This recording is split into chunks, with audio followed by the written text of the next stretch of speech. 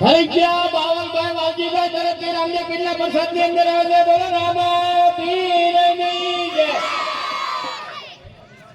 દૂધ રહી ગયા મહેપતભાઈ બાબુભાઈ તરફથી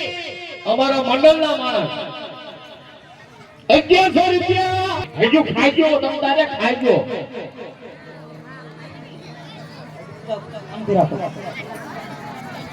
હર સોના પારણિયા બાજા તીર રામા